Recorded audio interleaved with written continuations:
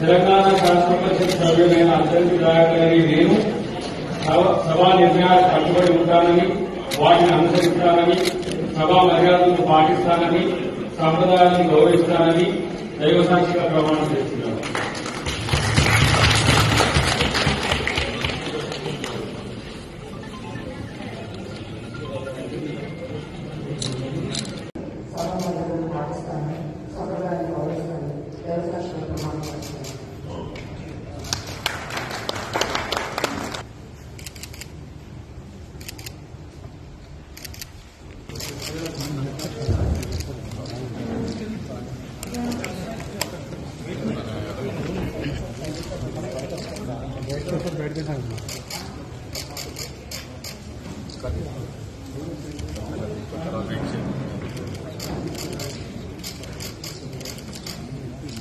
శ్రీనివాస్ మనది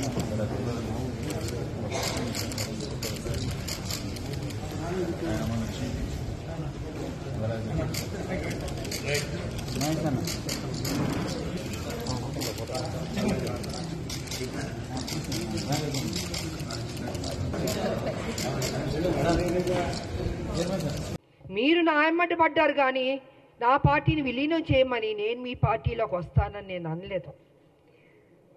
ఈ రకంగా మీరు నా విలీనం చేయించుకొని నా చేత పని చేయించి ఉద్యమాలు అన్నీ చేశాను, కష్టపడ్డాను. కానీ మీరేం చేశారండి? ఒక మహిళని ఏ కాంగ్రెస్ తెలంగాణ ఇస్తాం అని చెప్పడం జరిగిందో అదే రోజు రాత్రి ఏ మాత్రం గ్యాప్ ఇవ్వకుండా, సమయం ఇవ్వకుండా, ఆ ఆనందాన్ని నేను తీసుకోనివ్వకుండా 12ంటికి సస్పెండ్ చేశాడు కేసీఆర్. వాస్తవాన్ని మాట్లాడుకుందామండి. ఎందుకు వాస్తవాలు కప్పిపుచ్చుకుంటారు? విజయశాంతికి సంబంధమే లేదా? తెలంగాణ విజయశాంతి పోరాడలేదా?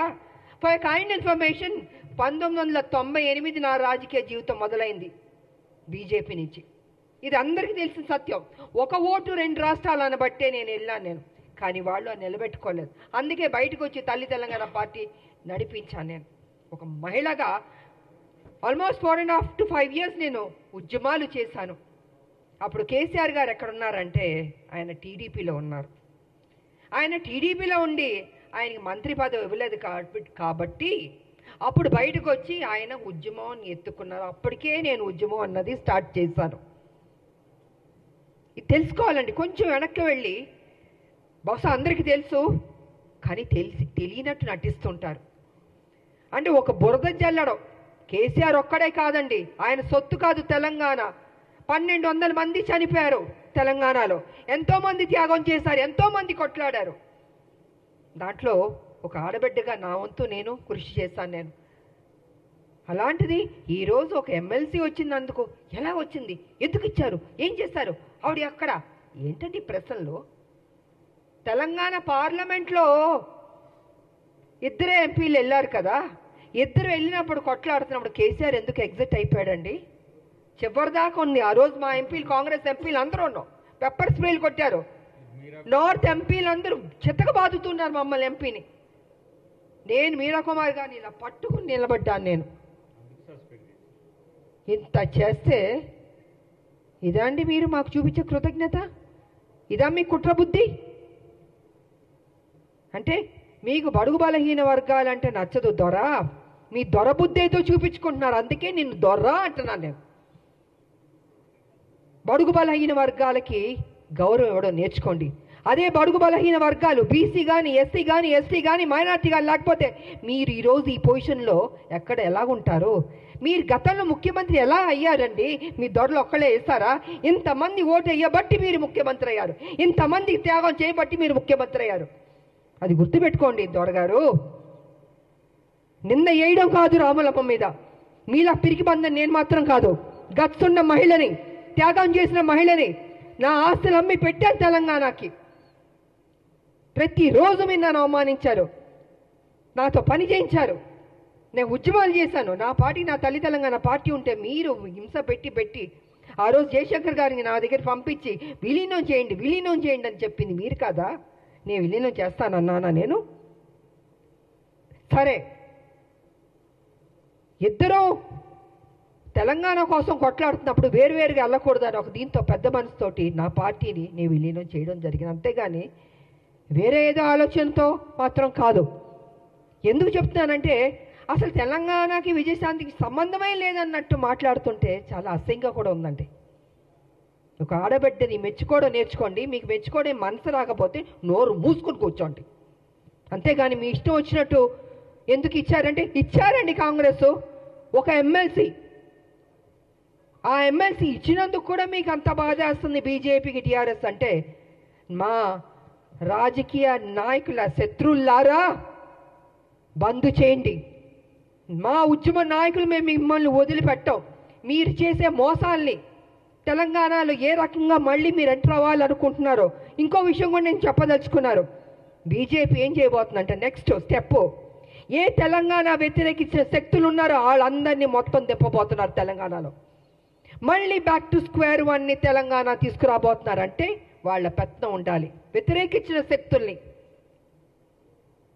తెలంగాణ ఉద్యమం నాయకులు ఉండకూడదు, తెలంగాణ ప్రజలకి ప్రాధాన్యత ఉండకూడదు, మళ్ళీ బాంచన్ని కాలు మొక్కుతాననే పరిస్థితికి బీజేపీ తీసుకురాబోతుంది. ఇది సత్యం, ఇది తెలుసుకోవాలి అందరూ. అందుకే ఎవరు ఉద్యమ నాయకులు ఉన్నారో వాళ్ళందరినీ తొక్కేద్దాం, వాళ్ళ నోరుని బంద్ చేద్దాం. వాళ్ళు కనపడకూడదు, వినపడకూడదు, మాట్లాడకూడదు. ఇదే కదా మాతో చేసింది. మీరు మీ పార్టీలో ఉంటే ఏం గౌరవాలు ఇచ్చారు? ఎందుకు మీ పార్టీలు బయటికి వెళ్ళాల్సి వచ్చింది? వాస్తవాలు ఇదండి. ఆ రోజు మీ బీజేపీలో కొంచెం వెనక్కి వెళ్దామండి. నేను మొన్న బీజేపీలో ఉన్నప్పుడు ఒక విషయం మీరు గుర్తుపెట్టుకోండి. కిరణ్ కుమార్ రెడ్డి గారు తెలంగాణను వ్యతిరేకించి ఆయన అసభ్యకరంగా మాట్లాడి తెలంగాణ ఉద్యమానికి నేను ఒక్క పైసా ఇవ్వను తెలంగాణకి, ఏం పీక్కుంటారో పీక్కోండి అన్నాడు కదా ఆయన. అలాంటి ఆయన్ని తెలంగాణకు వ్యతిరేకున్న మనిషిని మొన్న బీజేపీలోకి ఎంటర్ అవుతే నాకు నిజంగా ఉండబుద్ధి అవ్వలేదు. ఆ స్టేజ్ మీద నేను వాకౌట్ అయిపోయి వెళ్ళిపోయాను. నేను ఎవరంటే కిషన్ రెడ్డి గారి ఫ్రెండ్ ఆయన. ఆ రోజు నుంచి బీజేపీకి నా మీద ఒక కక్ష. అంటే వాళ్ళ మనుషుల్ని తెలంగాణ వ్యతిరేక శక్తికి వస్తే అక్కడ నేను బయటికి వెళ్ళిపోతున్నానంటే చూపించుకోకూడదు. ఎందుకు చూపించుకోకూడదండి? తెలంగాణని అవమానపరిచి తెలంగాణకి మేలు చేయని కిరణ్ కుమార్ రెడ్డి గారు లాంటి వాళ్ళు మిగతా ఇంకొకళ్ళు ఏమైనా ఉంటే ఎందుకు నేను వచ్చి మీకు ఎస్ బాస్ అని చెప్పాలండి? ఇలాగ అనేక కారణాలు ఉన్నాయండి. ఈ అనేక కారణాల వల్లే ఈరోజు విజయశాంతి మీద, రాములమ్మ మీద ఒక ఎమ్మెల్సీ ఇస్తే అయ్యో ఎందుకు ఇచ్చారు, ఎలా ఇచ్చారంటే పేపర్ వచ్చి ఇచ్చారండి. ఎలా ఇస్తారండి? సోనియా గాంధీ గారు ఇచ్చారు, అద్దంకి దయాకర్ గారికి ఇచ్చారు, నాకు ఇచ్చారు, శంకర్ నాయకర్ గారికి ఇచ్చారు. సో వాట్ అండి? కష్టపడ్డా అనుకుంటాం, కష్టపడ్డాం, ఆస్తులు అమ్మాం, తెలంగాణను కాపాడాం. ప్రతి నిమిషం కాపలా కుక్కలా మేము కాపాడుతామండి. కానీ మీరేం చేస్తున్నారు? 10 సంవత్సరాలు మీరు అధికారంలో ఉండి కేసీఆర్ గారు దోచుకోలేదా తెలంగాణ మొత్తం సొమ్ముని? ఇవాళ మీరు దోచుకోబట్టే కదా ఈ పరిస్థితి వచ్చింది. అది విడిచిపెట్టి కాంగ్రెస్ మీద నిందలేయడం, ఆయన చేసిన తప్పులు చెప్పడు, 7 లక్షల కోట్లు ఎలా తిన్నాడో అని ఖర్చు అయిందో చెప్పడు, ఎలా అప్పయింది చెప్పండి. నేను కూడా నా పార్టీ నేను అడుగుతున్నాను, సీరియస్గా తీసుకోవాలి సార్. మనం విడిచిపెట్టకూడదు. దీన్ని ఎంత దూరం వరకు తీసుకెళ్ళా? 7 లక్షల కోట్ల అప్పు ఎలాగైంది చెప్పమనండి. దాటవేయడం కాదు, నా మనిషిని మాత్రం విడిచిపెట్టకూడదు. నువ్వు ఉద్యమాలని చెప్పి నీకు చేతిలో తెలంగాణ పెడితే నువ్వేం చేసావు? 7 లక్షల 1 మినిట్ సార్ 7 లక్షల కోట్లు అప్పులు చేస్తామండి. మిగులు బడ్జెట్ నుండి అప్పులు రాష్ట్రంగా ఎందుకు వెళ్ళింది? ఎక్కడెక్కడి నుండి అప్పులు తిన్నాం? కాళేశ్వరం దగ్గర నుంచి, ల్యాండ్ల దగ్గర నుంచి. నేను పిల్లు కూడా వేసాను, కొన్ని ల్యాండ్లు అమ్మేస్తుంటే పిల్లు వేసానండి నేను. ఇలా ఎన్నో జరిగినాయండి. అందుకే వాళ్ళు చెప్తున్నాను నేను, కేసీఆర్ వాస్తవాలు నువ్వు మాట్లాడాలి. సమయం దగ్గరికి పడింది. నువ్వు చేసిన తప్పులు చెప్పాల్సిందని మేము విడిచిపెట్టాం, డెఫినెట్గా విడిచిపెట్టామండి. మా రాష్ట్రం మేము కష్టపడి తెచ్చుకున్న రాష్ట్రం, నా ప్రజలు బాగుండాలని కోరుకునే వాళ్ళం మేము. ఉద్యమకారులకు మాకు నిత్యం మా ప్రజలు బాగుండాలి, మేలు జరగాలని ఆలోచిస్తూనే ఉంటాం మేము. ఇంతకు మించి మాకు అయ్యా ఉండదండి. కాబట్టి నా పార్టీని రిక్వెస్ట్ చేసేది ఏంటంటే విడిచిపెట్టకూడదు సార్. మనం ఎట్టి పరిస్థితుల్లో కేసీఆర్ చేసిన అప్పును మొత్తం ఒక్కొక్కటిగా బయట పెట్టాలి. ఏదో నామకే వాస్తే మనం మాట్లాడడం లేదా వదిలేయడం కాదు, తవ్వాలి, బయటికి తీయాలి వాస్తవాన్ని. ఇది నేను ఈ సందర్భంగా తెలియజేసుకుంటూ, ఈరోజు మాకు ఎమ్మెల్సీ దాంట్లో మేము అడుగుపెట్టబోతున్నాం. కాబట్టి మాకు మరొకసారి మా హైకమాండ్కి నేను కృతజ్ఞతలు తెలియజేసుకుంటూ రేపు హోలీ కాబట్టి అందరికీ హోలీ శుభాకాంక్షలు కూడా తెలియజేసుకుంటూ